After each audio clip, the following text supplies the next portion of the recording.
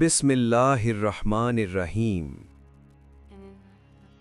محترم حاضرین مجلس، آج ہم ایک ایسے موضوع پر گفتگو کر رہے ہیں جس نے سوشل میڈیا اور خبروں میں بہت ہلچل مچا رکھی ہے۔ ایران اور اسرائیل کے درمیان کشیدگی کے تناظر میں لوگ ایک نام بار بار لے رہے ہیں: بابا وانگا۔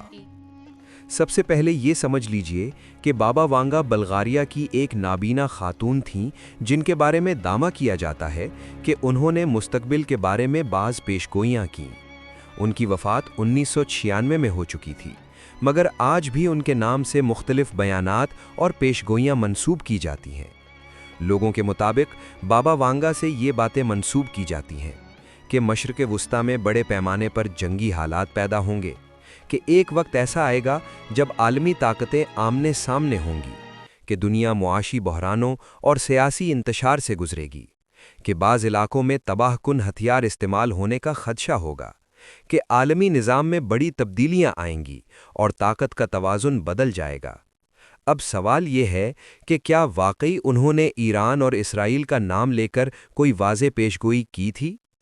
معتبر تاریخی ریکارڈ میں ایسی کوئی مستند تحریر موجود نہیں جس میں انہوں نے خاص طور پر ایران اور اسرائیل کی موجودہ جنگ کا نام لے کر ذکر کیا ہو۔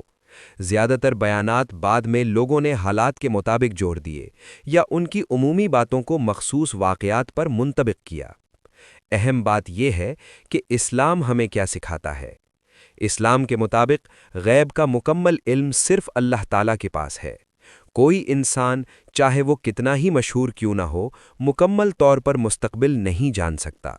ہمیں ہر خبر اور ہر دعوے کو تحقیق کے بعد قبول کرنا چاہیے۔ میرے عزیزو، جنگ کی خبریں سن کر خوف پھیلانا آسان ہے، لیکن مومن کا کام خوف نہیں بلکہ ہوش مندی ہے۔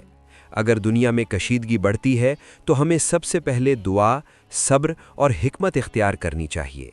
ہمیں یہ بھی یاد رکھنا چاہیے کہ پیش گوئیوں کے پیچھے بھاگنے کے بجائے اپنے اعمال کی فکر کرنا زیادہ ضروری ہے۔ اگر حالات خراب ہیں تو ہمیں اپنے گھروں میں امن قائم کرنا ہے۔ اگر دنیا بے چین ہے تو ہمیں اپنے دل کو اللہ سے جوڑنا ہے۔